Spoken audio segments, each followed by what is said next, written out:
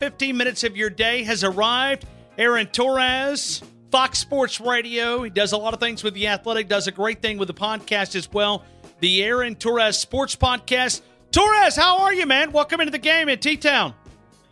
Ryan Fowler, I'm doing well. I'm guessing everybody in Tuscaloosa is doing a little bit better after last night, huh? Yeah, we're back on the Avery Johnson bandwagon. Yeah. I mean, it's amazing what a win against Vanderbilt in South Carolina will do for your confidence.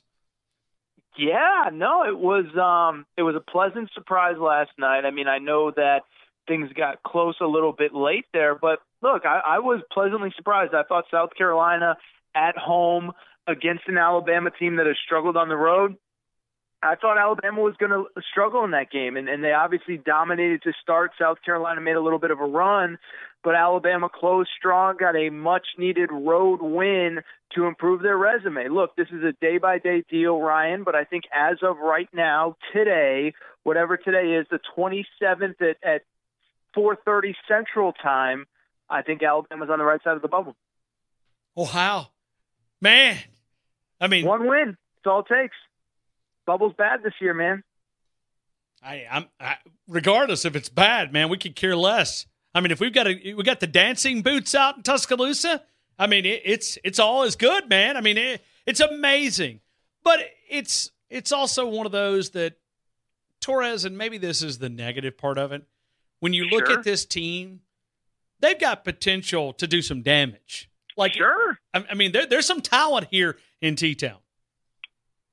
No, there's no doubt about it, Ryan. I'm a big fan of what Avery Johnson's doing and the talent that he's accumulated. Now, I think you can look at it from two perspectives. I think you can sit here and say that Alabama returned 9 of their top 11 scorers from last year, and that maybe that, I think some fans would say we should have been better early, but I think the alternative is that at the most important position on the floor, point guard, they lost one of the great players in program history, providing a couple of the iconic moments in program history. But then also you're replacing with Tyra Lewis, who is 17 years old, and if I'm not mistaken, the second youngest player in college basketball. So I think the other pieces are starting to come together around Tyra Lewis. He's been good. Don't get me wrong, he has his moments where he looks like a freshman. He obviously is turning the ball over probably a little bit more than Avery Johnson would care to see. But at the end of the day, I totally agree with you, is that, and I've said this all along on this show, Ryan, whether it is Dante Hall, whether it is Herb Jones down the road, Tyra Lewis, John Petty, I mean, these are guys that are eventually going to get looks at professional opportunities. John Petty was, of course, a top 20, top 30 prospect in his high school class. And so it's not as though the talent wasn't there, but I do think with a new point guard, a young point guard, it took a little while to put it together, and I'll be curious to see if Alabama can keep this thing rolling. Torres, the NBA a couple of weeks ago, we're looking at this removing the one and done, where high school players are eligible to go into the draft immediately. Where do you stand? Because you cover both sides of this. I see your Twitter account. I mean, you're talking about the NBA. You're talking about college basketball. Where do you stand when you think about the rule, the one and done? Yeah, I think there are two different arguments, and I think people get the arguments twisted. Is it entirely fair that really good high school players should have to go to college for 1 year? No, it's not entirely fair, but I would also argue that if you're that good, you do have options outside of college basketball. We've seen players go overseas. We've seen players go to the G League right out of high school. And by the way, the G League is offering $125,000 a year to the top high school players starting next year. And to date, not a single one of them has taken that money. All of them are planning on going to college. But I also think you have to look at it. So that's one perspective. Is it fair? I don't know if it's fair. Is it not fair? My mom told me a long time ago, Ryan, that life isn't always fair and you have to deal with it. What I would also say is from the NBA's perspective, this is where I disagree with people. Adam Silver's job, right? Greg Sankey's job at the SEC is to do what's best for the 14 teams and the schools in his conference. Adam Silver's job is to do what's best for the NBA, what's best for the owners, what's best for his 30 organizations. And I can't think of one good reason why this is best for the NBA. I think it's the fairest thing. I think it makes Adam Silver look good in the PR war and the PR department, but it's not what's best for the NBA. You're getting a less skilled player, a less qualified player. They're playing against inferior competition. You know, the one thing about going to college is you get to see them against better competition. Some guys like Colin Sexton, like Trae Young, they step up to that competition. There are others that don't. And I also think, by the way, the NBA is getting pre-packaged stars. You know, and this is something the NFL does really well, too. We're going to go crazy in this next month over Kyler Murray in the NFL draft. We're going to go crazy this time next year over Tua Tagovailoa in the NFL draft. Well, you look at Zion Williamson. What is indisputable is people say it's unfair that he has to be at Duke. Being at Duke has made him millions of dollars. This was not a guy who was a consensus number one overall draft pick when he arrived at Duke. Most mock drafts before the season had him going in the 4 to 6 to 7 range. And he certainly wasn't as marketable then as he is now. And so I just think the NBA is out of their mind for wanting to remove this rule. Like I said, that college basketball is giving the NBA a better player, a more complete player. They're also giving them prepackaged stars, guys that are on TV 30 times a year at Duke, at Kentucky, at Kansas. In the case of Colin Sexton, was playing on national TV every day at Alabama. I am very outspoken about this. I just completely disagree with the NBA on this. We're talking Aaron Torres right now, Fox Sports Radio, talking college basketball here in Tuscaloosa. Don't tell anybody. We only Can't got believe 8. It. Yeah. I mean, here we are. I mean, Marquise leaves us, and you know, I scheduled 2 basketball guests today. How about that? I saw that. What did Jerry Palm have to say about things? Hey, he said, man, get ready. He believes in Alabama. I mean, I told you, me and Jerry Palm, we believe in your guys. Okay. I mean, we're glad somebody does. Listen, I'm telling you, the bubble's bad. Alabama's on the right side of the bubble now. Well, let me ask you, is the bubble so bad that we're sort of getting this bigger margin of error? You being Alabama? No, sure. I'm sorry. Me. Yeah. We, yes. We as in Alabama. Are we getting that margin of error because the bubble's so bad? It is, and I know that, and this is something that probably stings, but it's okay. Well, I mean, let's be honest. I mean, but I would also say this is that for people that probably don't listen to much basketball talk outside of this time of year, I know that your fans are probably like, I feel like everyone's saying the bubble is bad every year. I don't think that's factually incorrect, but I also think this year it is by far the worst. Now, I don't know if Alabama's getting the benefit of the doubt. What I will say is that the way these computers are now set up is, and I've said this a lot, Ryan, is I think that, 4, 5, 6, 10 years ago, we used to have computer models that would, kind of help us, but we still used some combination of eye test, win-loss record, how do you do in your conference, how do you do in your last 10 games of the season. Those kinds of things used to matter.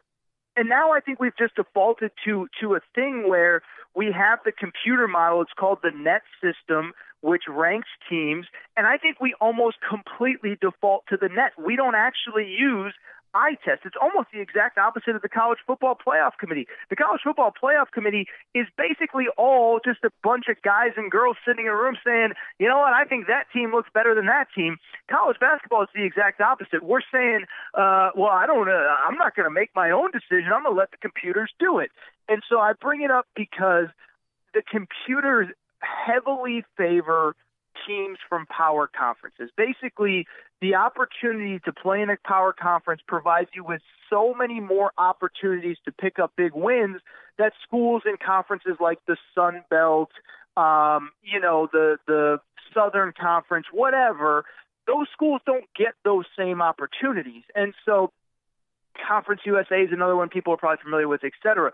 And so I don't know that Alabama is getting the benefit of the doubt.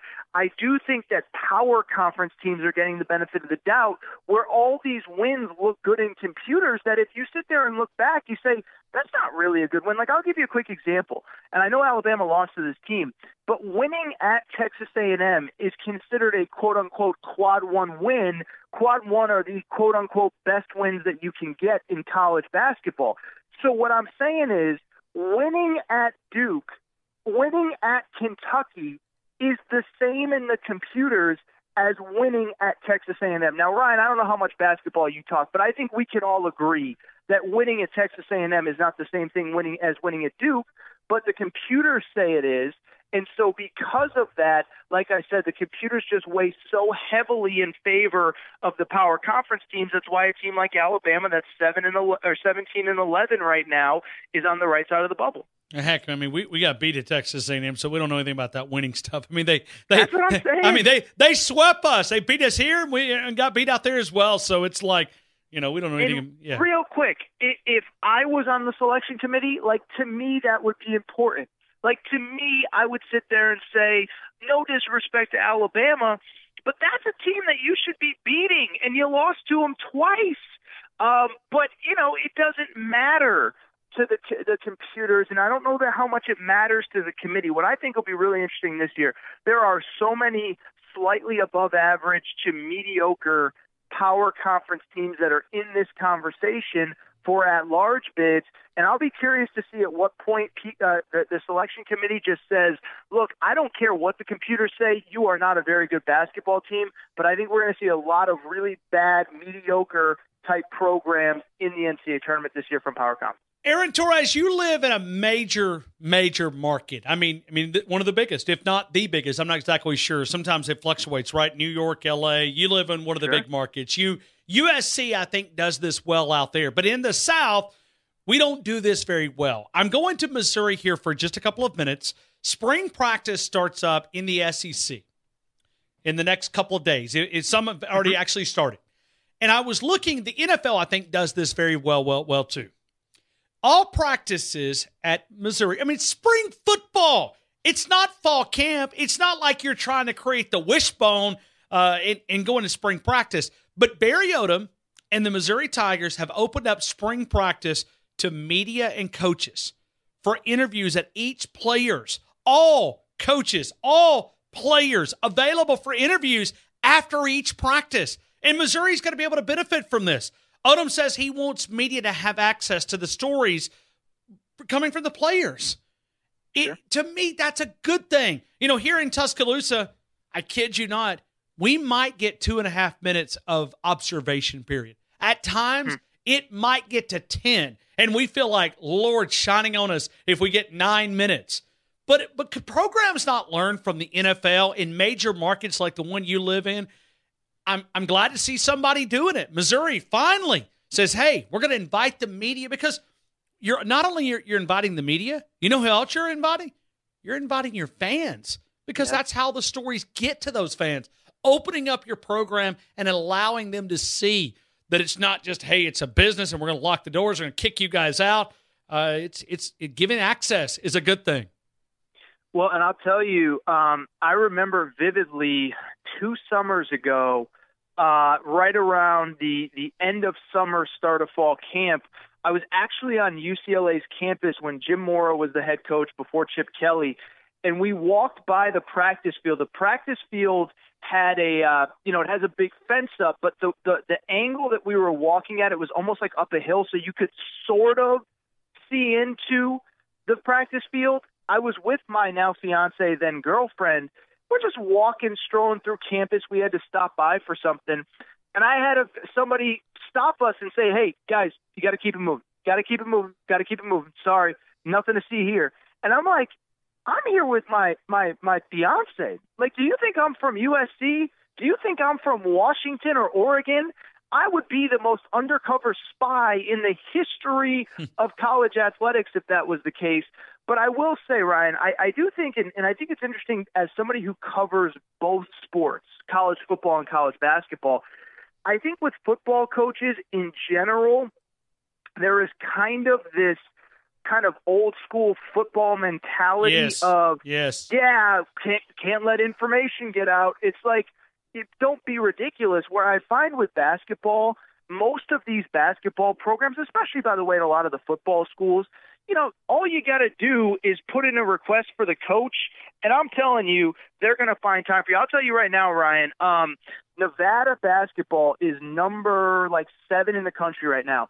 If Ryan Fowler from Tuscaloosa, Alabama, put in an interview request with Nevada, you could get him on within the next couple of days. I guarantee you could get on the head coach because he just looks at it as all publicity is positive publicity. I think most basketball coaches feel that way. Now, during the middle of the season, it's sometimes a little bit different. But with football, I don't know if there's just such a thirst for information that the football coaches feel like they can get away with it. If Nick Saban and Kirby Smart and guys like that just say, hey, listen, you guys are going to cover us no matter what, so we're going to make it hard for you. But I do find it interesting that only a select few football coaches really do kind of open things up to the media. I would add, by the way, Dabo Swinney's one of the guys that's more open with the media than most. And so I think it's a football thing, but I'm with you, Ryan. You can probably get away with it in Tuscaloosa because people want to talk football regardless. But there's a lot of places where they need buzz, where they need momentum, where they need people talking about the program. And I think it's to the coach's detriment to cut off some of that access. Torres, you're on a soapbox, my friend. There's media that are listening to this show that are clapping right now in Tuscaloosa. So real quick, think about Tennessee, right? Tennessee, Jeremy Pruitt, he's a Saban disciple. I'm just saying it's one thing when you're Nick Saban and you're winning 14 games every year, but you don't think Tennessee could use some positive publicity? Oh, sure they could. Sure they could. Exactly. What are the difficult questions that's going to be asked? There's not going to be any. You're given free airtime, and it's.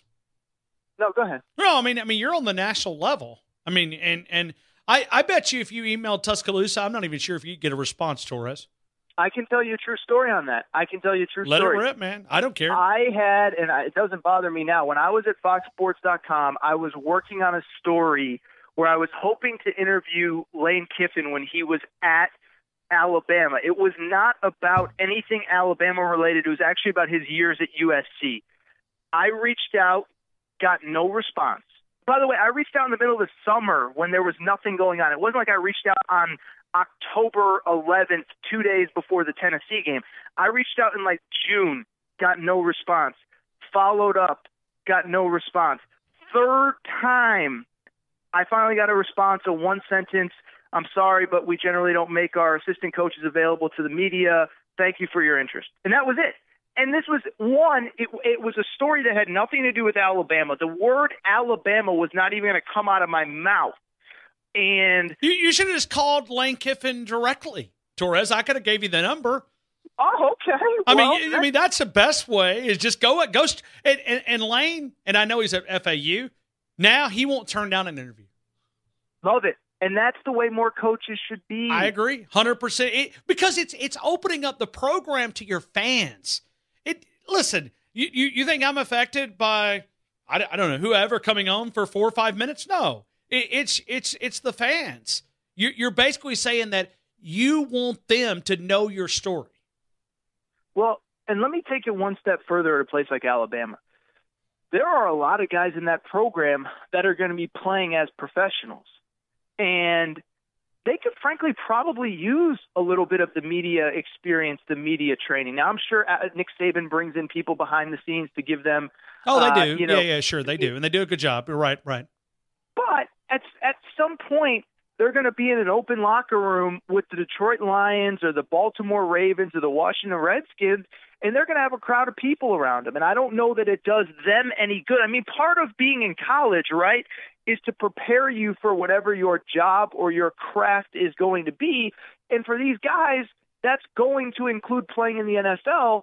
And, yeah, part of it is scheme and, learning the intricacies of football itself.